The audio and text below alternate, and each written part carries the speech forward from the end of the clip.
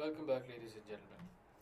तो हम यूट्रिफिकेशन के ऊपर बात कर रहे हैं और यूट्रिफिकेशन क्या होता है उसके ऊपर गुफ्तगू हो चुकी है और उसके साथ साथ यूट्रिफिकेशन की कॉजेज़ क्या हैं उनके ऊपर भी गुफ्तगू हो चुकी है। अब मैं आपको बताऊंगा स्टेजेस ऑफ यूट्रिफिकेशन के कि यूट्रिफिकेशन का जो प्रोसेस है उसके अंदर कितनी स्टेजेस आती हैं। और ये थोड़ी सी इंपॉर्टेंट बात है पेपर पॉइंट ऑफ व्यू से। बेहतर है कि आप इसको अगर एक्सप्लेन करेंगे उस लिहाज से और वो डायग्राम बना के करेंगे तो अच्छा हो जाएगा। इसलिए आप लोगों की पेश खिदमत ये डायग्राम है। आपकी पहली फेज़ या पहली आपकी जो स्टेज होती है that is the oligotrophic lake. ठीक है। कुछ भी इसमें ऐसा मसला नहीं है। आपकी ये बेसिक जो आपकी एक लेक टाइप है जिसके अंदर कोई ऐसा एक्सेसिव न्यूट्रिएंट्स मौजूद नहीं है, कोई आपको एल्गल ब्लूम नहीं नज़र आ रही, यानी lake in its true form that is the oligotrophic lake. ठीक है, this is the oligotrophic lake. आप देख सकते हैं क्लियर ब्लू वाटर है, कोई आपको ऐसा मसला नहीं है। सेडिमेंटेशन इतनी है कि डुएबल है, पानी के अंदर कोई ऐसा आपको मसला नज़र आ रहा है। अगर इसके अंदर कोई आबी हयात भी मौजूद होगी तो उसको भी कोई मसला नहीं होगा। लेट्स से हम यहाँ पे एक चले मछली बना देते हैं। मेरी ड्राइंग वैसे अच्छी है बट इधर थोड़ी सी ऐसी है। तो बहरहाल आप देख सकते हैं कि क्लियर ब्लू है और ये this is the first stage, यानी जिसके अंदर कोई ऐसा एडल्ट्रेशन नहीं हुई हुई with the lake. That is the oligotrophic lake या ओलिगोट्रोफिक स्टेज। अब हम आते हैं दूसरी स्टेज के ऊपर। अब आपके यहाँ से कहीं ना कहीं से सेडिमेंटेशन आना शुरू, आपका सरफेस रन ऑफ हुआ और आपकी न्यूट्रिएंट एडिशन होना शुरू हो गई। इधर से आपको सनलाइट भी पड़ रही है। ठीक है, सनलाइट होने की वजह से सम एल्जाई जो है वो आपकी ये ऊपर देख सकते हैं हल्की हल्की ग्रीन लेयर बनना शुरू हो गई है।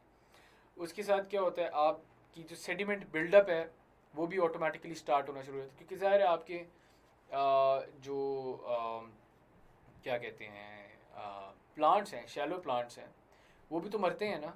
प्लांट्स की भी तो लाइफ होती है, वो मरेंगे तो वो सेडिमेंटेशन होगी। आपकी जो आबी हयात है वो मरी है, उसकी भी सेडिमेंटेशन हो रही है।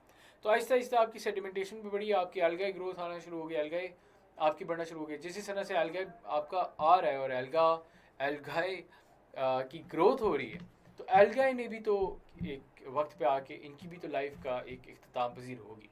तो जब वो लाइफ इख्तिताम पजीर होती है तो वो भी ऑटोमेटिकली नीचे जाके सेडिमेंट के फॉर्म में एक्यूमुलेट होना शुरू होते हैं। इस स्टेज को कहते हैं जिसके अंदर आपकी लेक एसच इसके अंदर कोई मसला मौजूद नहीं है, सेडिमेंटेशन इंक्रीज हो गई है, आपकी एल्गाई ग्रोथ हल्की हल्की आना शुरू हो गई है। इसको हम कहते हैं मीजोट्रोफिक लेक। इसको हम कहते हैं मीजोट्रोफिक लेक। ठीक है। अब हम आते हैं तीसरी स्टेज के ऊपर, that is the eutrophic lake. Eutrophic lake यानी यूट्रोफिकेशन का पूरा प्रोसेस सही से इसके ऊपर बैठ गया। ठीक है, आपकी डिजॉल्व ऑक्सीजन ख़त्म होना शुरू नहीं, ख़त्म हो गई है तकरीबन। आपके यहाँ जो आबी हयात थी वो भी ख़त्म होना शुरू हो गई है, ख़त्म हो गई है। ये जो आपको प्लांटेशन नज़र आ रही है ये फाइटोप्लैंक्टन्स वगैरह हैं जो कि थ्राइव कर रहे हैं, और बाकी जितने भी प्लांटेशन है वो ख़त्म हो गई है और सेडिमेंटेशन की फॉर्म में आपके यहाँ आपको नज़र आ रही है और सेडिमेंट बिल्डअप होना शुरू हो गया। ठीक है, फिर आपकी ये पूरी आपको ग्रीन लेयर नज़र आ रही है, this is all algae growth. ठीक है, और इसके अलावा आपकी जितनी भी लाइफ थी, जो मछली थी वो भी यहाँ पे अब मछली फॉसिल बन गई हुई है। ठीक है, तो ये कौन सी स्टेज है, this is the eutrophic lake या यूट्रोफिक स्टेज, जिसके अंदर यूट्रोफिकेशन का प्रोसेस अपने इख्तिताम पर तकरीबन पहुँच गया है।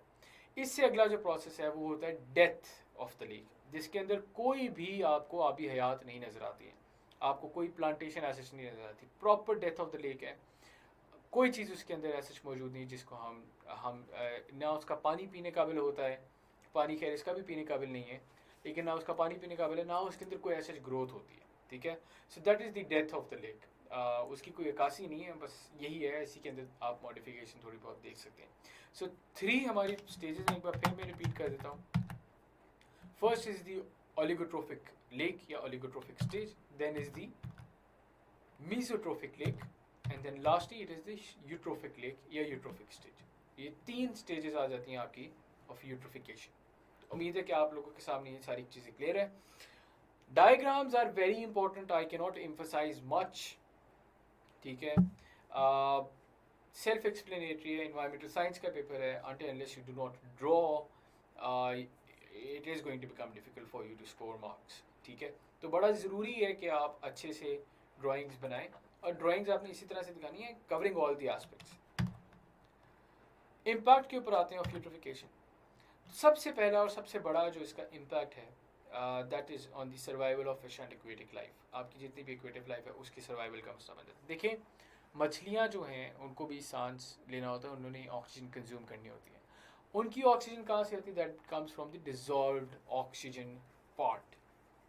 ठीक है, अब डिजॉल्व्ड ऑक्सीजन पार्ट से आपकी ऑक्सीजन आ रही है अगर, और वो डिजॉल्व्ड ऑक्सीजन जो है आपकी डीकम्पोजिशन के प्रोसेस के अंदर ख़त्म हो रही है, और जब डीकम्पोजिशन हो रही है और आपकी ऑक्सीजन जो डिजॉल्व थी पानी के अंदर मौजूद वो इस्तेमाल हो रही है, तो अगर आपकी सप्लाई कम हो रही है तो फिर आपकी सप्लाई के अंदर पीछे से जो आपकी सोर्स है वहाँ से सप्लाई में इजाफा भी तो होना चाहिए ना। अगर आपकी सप्लाई डिप्लीट हो रही है तो पीछे से जो सप्लाई है उसके अंदर इजाफा होना चाहिए असूली तौर पे।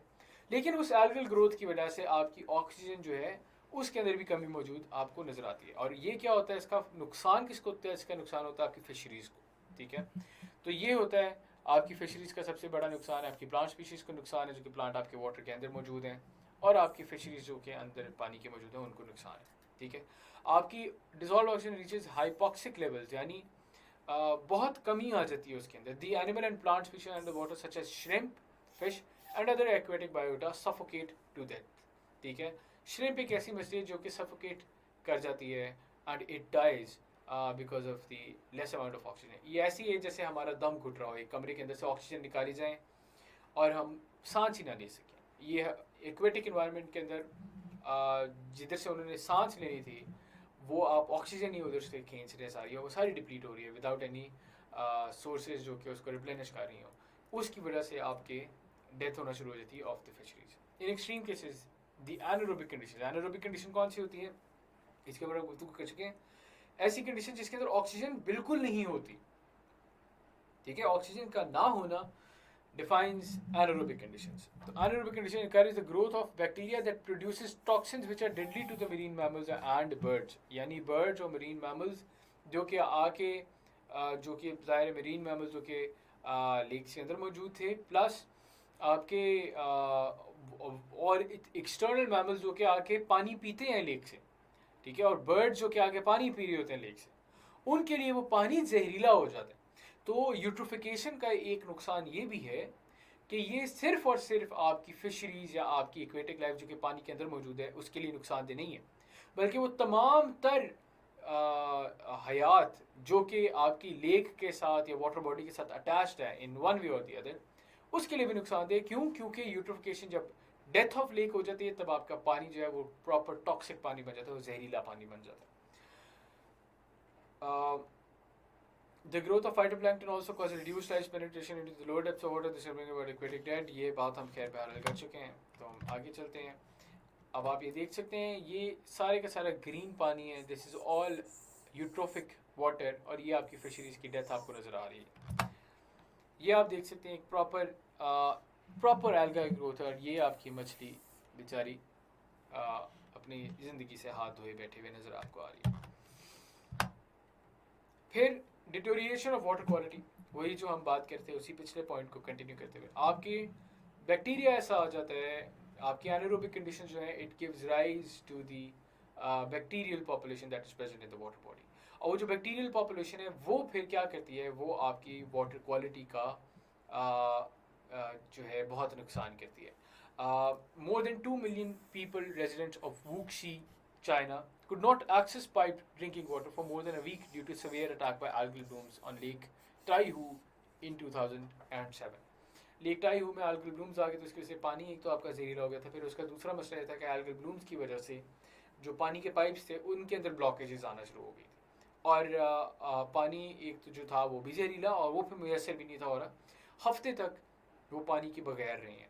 ठीक है, इसके अलावा अगर हम बात कर लें algal blooms, हमें पता है they are highly toxic once the water reaches the anaerobic conditions, बात हो चुकी हुई है। dense growth of algal blooms are photosynthetic bacteria in surface waters can also block water systems, hence limiting the availability of piped water, जिसकी हम लोगों ने ये केस स्टडी वुक्शी वाली पढ़ ली है। और yeah, I think that is it as far as the deterioration of water quality is concerned. तो आप ये देख सकते हैं कि किस तरह से ये एक ही जंगल है जिसके अंदर दो लेक्स आपको नज़र आ रहे हैं। एक जगह ये रिवर है गालिबन, this is a river, yes this is a river that is flowing, और दिस इज़ अ लेक क्योंकि उस रिवर के साथ अटैच्ड है, ठीक है। और इस लेक का आप हाल देख सकते हैं कि it is completely in eutrophics, rather it is a dead lake most likely, एक डेड लेक है ये। फिर इंसानों के ऊपर इम्पैक्ट की अगर बात करें तो इंसान जब एक गंदा पानी पीता है तो उसके साथ बहुत से वाटर बोर्न डिजीज़ होते हैं जो कि अटैच होते हैं, जिसके अंदर डायरिया है, बॉटुलिज्म है, और आपका वैसे ही बैक्टीरियल इनटेक होता है जो कि आपको नोजियाटिक बना सकता है, आपके लिए आपकी तबीयत जो है नासाज कर सकता है किसी भी सतह के ऊपर, तो वो मसला हो सकता है। आपको बुखार हो सकते हैं, जैसे आप देख सकते हैं डायरिया, बॉटुलिज्म, पेट का ख़राब हो जाना, सारी चीज़ें, ये सारी चीज़ें इसके साथ अटैच्ड हैं। इम्पैक्ट ऑन ह्यूमन हेल्थ अगर बात करें, साइनोबैक्टीरिया ऑल्सो रेफर्ड एज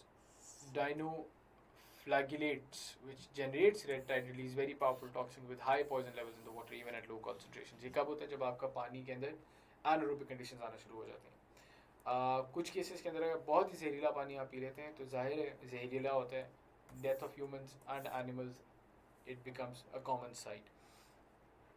और इसके अलावा अगर बात करें तो आपका यही पानी अगर इस्तेमाल हो रहा है एग्रीकल्चर में, ठीक है, यही जहरीला पानी अगर आपके एग्रीकल्चर में इस्तेमाल हो रहा है तो वो जो टॉक्सिन्स इस पानी के अंदर हैं वो टॉक्सिन्स आपकी क्रॉप की जो रूट्स हैं वो भी खींच सकती हैं, and it can go up and it can cause trouble for any given crop. And वो जो क्रॉप है उसका इंटेक चूँकि हम ह्यूमंस कर रहे होते हैं तो हमारी वो बॉडी सिस्टम के अंदर भी एंटर कर सकते हैं, and they can cause harm in an indirect manner.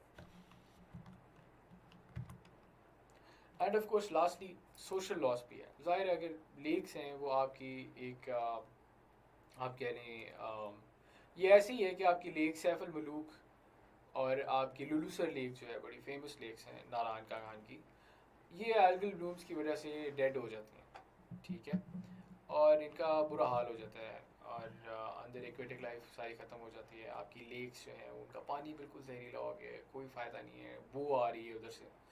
तो जो इतनी सयाहत है यानी इतना ज़्यादा टूरिज़्म है, टूरिज़्म को तो नुकसान होगा ना, क्योंकि ज़ाहिर है टूरिस्ट नारायण का गान में जाते हैं, ये लुलू सर के पीछे है, ये सैफ अल मलूक के पीछे जाते हैं।